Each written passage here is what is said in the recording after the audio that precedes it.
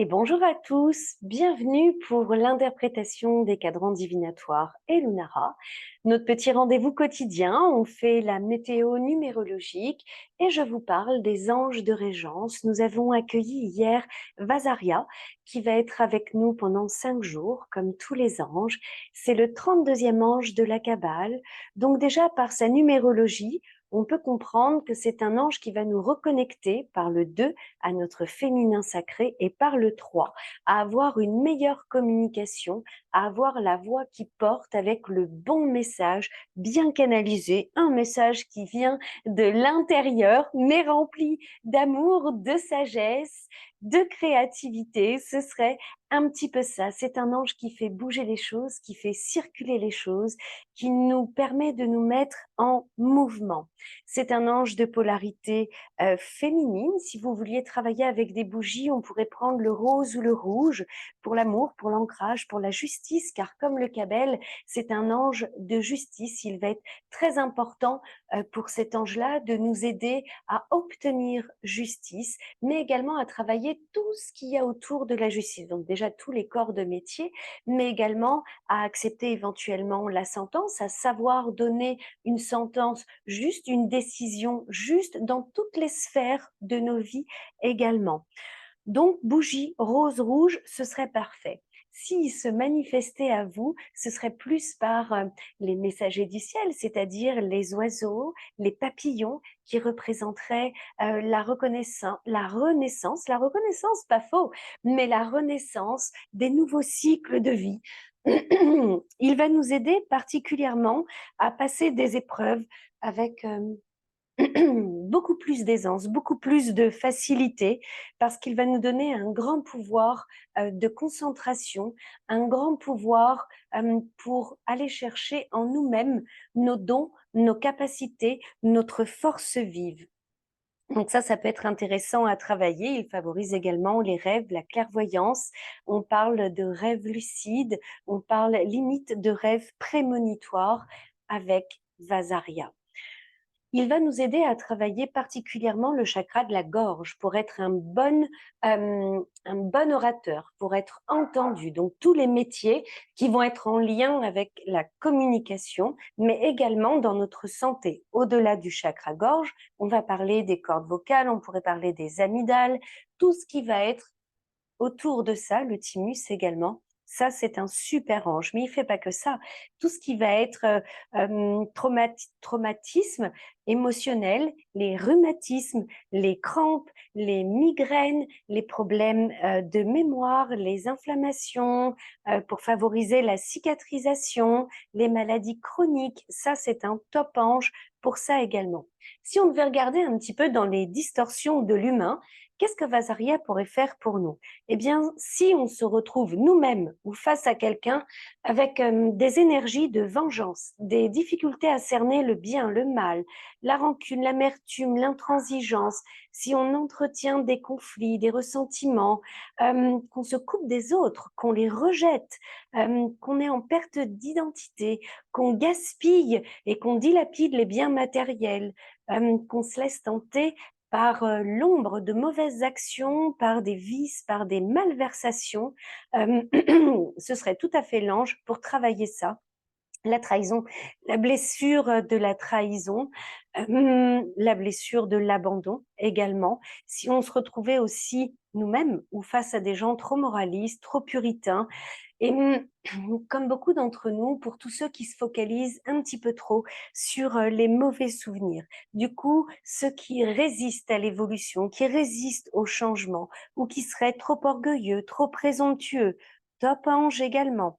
C'est un ange qui va nous aider à pardonner, qui va aider à la réconciliation, à faire la paix avec les autres, et il va beaucoup travailler les histoires de famille sous tous les angles. La réconciliation avec les savoirs, les traditions, les membres de nos familles de sang, de nos familles d'âme, et comme c'est un ange de justice, il va également nous aider dans toutes les affaires de donation, d'héritage, tout ce qui va être de l'ordre des papiers matériels, financiers, les transmissions. Ça va être un top ange également pour ça. De toute façon, nous allons continuer à parler de lui de jour en jour. Juste un petit détail sur les pierres que vous pourriez utiliser si vous souhaitiez vous connecter avec Vasaria. On serait sur des pierres bleues comme le saphir, le lapis lazuli, la turquoise, mais même le cristal de roche serait parfait parce que ce sont des pierres qui vont favoriser la communication, la clarté d'esprit, qui vont nous aider à avoir une meilleure vision intérieure, comme vous pourriez également vous aider avec cet ange par des plantes comme le bleuet, le myosis, le romarin, la menthe, car ce sont des plantes qui ont des propriétés calmantes, mais en même temps tonifiantes, antiseptiques, digestives.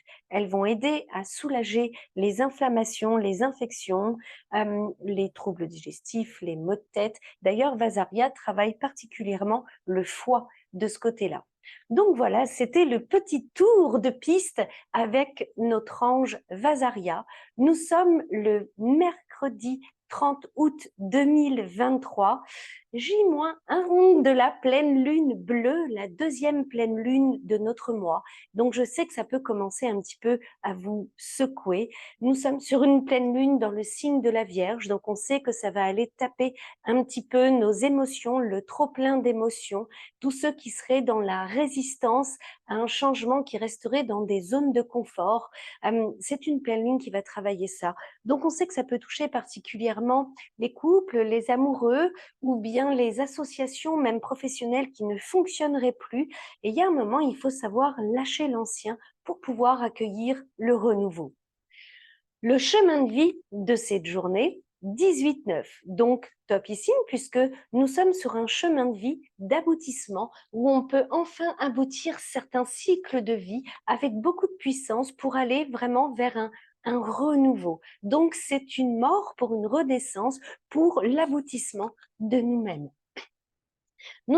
Vous sentez que j'ai la gorge qui est très prise après ces jours de grande chaleur et le ventilateur en pleine face. Et aujourd'hui, maintenant, le froid qui s'est abattu, ma gorge n'en peut plus. Donc, je vais essayer de m'éclaircir la voix. Vasaria, toi qui travailles sur la gorge, s'il te plaît, aide-moi à avoir une voix claire.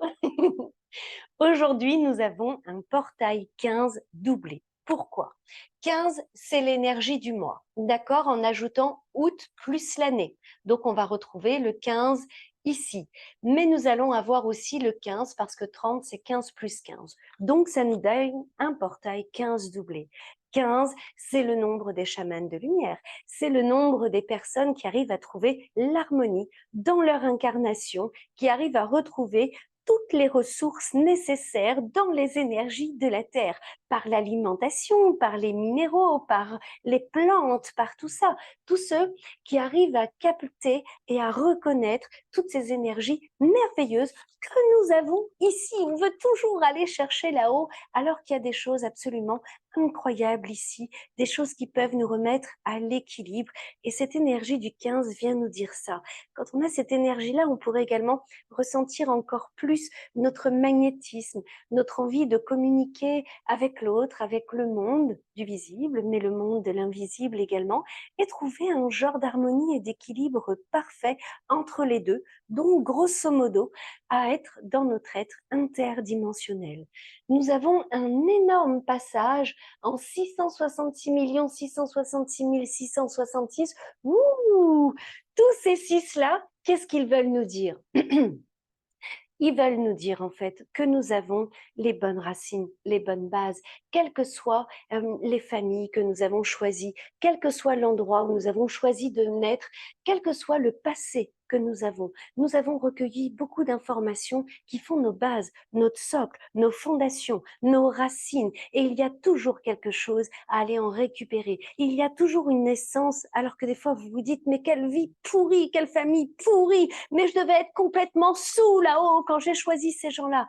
Faux. En fait, vous pouvez en retirer des choses pour vous. Vous pouvez en retirer des choses positives. Vous pouvez faire avancer, bouger les choses, bouger les lignes, transformer tout ça, transmuter tout ça.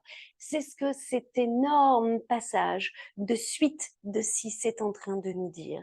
Sur nos épaules, nous arrivons avec une énergie que j'adore, très douce. C'est l'énergie de la joie de vivre. C'est le 30, c'est l'enfant, c'est la création, c'est la joie de vivre, c'est les petits marsoupilami. On a envie d'être, on a envie de s'amuser, on a envie d'être plus joyeux, plus créatif, plus amusant. Donc c'est une belle énergie, c'est une douce énergie, très belle énergie de communication au passage.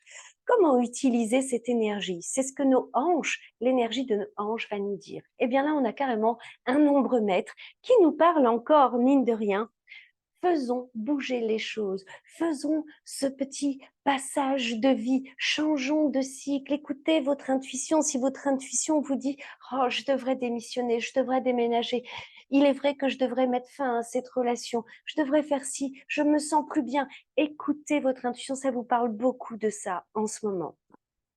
À nos pieds, on va encore nous parler de l'abondance aussi, oui, mais de ces cycles de la vie, de faire bouger les choses. Alors là, tout nous pousse aux fesses à sortir de nos zones de confort, à sortir de nos zones d'ombre, à sortir de notre grotte dans laquelle on s'est complètement cloîtré. Faites-moi bouger tout ça, c'est comme ça que vous allez reconnecter avec l'abondance en toute chose, qu'elle soit matérielle, qu'elle soit financière, qu'elle soit amoureuse. Il faut faire de la place pour accueillir l'abondance. Et c'est un petit peu ce à quoi vous êtes poussé déjà depuis des jours et des jours. Comment rayonne cette journée? Ok, on a un rayonnement karmique. Le 16 nous parle de la moralité douteuse, de la sexualité douteuse, de bousculer le sacré des personnes les plus vulnérables. Ça peut être des enfants, ce sont les personnes les plus vulnérables, mais pas que. Cette énergie, quand elle est transmutée, elle est magnifique. Elle est magnifique parce qu'on retrouve toute notre pleine puissance. On arrive à retrouver l'harmonie en nous, quoi qu'il ait pu se passer. On a appris beaucoup de choses et on a surtout appris de nous-mêmes. Et on a appris la force vive qu'on a à l'intérieur, quoi qu'il ait pu se passer. Même si, tatati tatata, je m'aime et je m'accepte tel que je suis. Tout est toujours possible à chaque instant quand on reprend son pouvoir d'action, son pouvoir de penser, de créer et de le faire, de le matérialiser. Bien évidemment, je suis super habitée, c'est vrai, parce qu'il y a des énergies très puissantes en ce moment, et en même temps, elles sont tellement belles. On les ressent comme des tsunamis, mais en fait, c'est des tsunamis de nettoyage pour pouvoir accueillir un nouveau flot d'abondance. Donc, c'est positif. Regardez-vous, dans quelle année personnelle vous êtes, dans quel mois perso vous êtes, dans quel jour perso vous êtes. Et en additionnant ces trois résultats, vous allez trouver votre chemin de vie juste pour aujourd'hui. C'est pas votre chemin de vie de naissance. Comparez-le au chemin de vie de l'univers. Ça, c'est le grand bassin. Ça, c'est vous. Le petit poisson dans ce grand bocal. Comment est-ce que vous pouvez avancer dans cet univers? Avec un portail en 15 doublés, donc on vous parle bien de cette terre, de cette incarnation, de comprendre ce qu'on peut faire ici. Là, ça vaut vraiment le coup de savoir, vous, comment vous vibrez aujourd'hui. Vous avez une très grande ouverture pour être guidé, pour être illuminé, pour illuminer votre chemin. N'hésitez pas pour ça à appeler l'ange Vasaria. Demain, on fera une belle parenthèse sur cette merveilleuse pleine lune qui est la pleine lune bleue. Elle s'appelle comme ça parce que c'est la deuxième du mois. Ça arrive à peu près tous les 2 ans et demi, donc c'est pas tout le temps. Donc entre ça et nos 6 planètes rétrogrades, c'est assez intense énergétiquement en ce moment. Alors on se retrouve demain. On continue comme ça. Bye bye.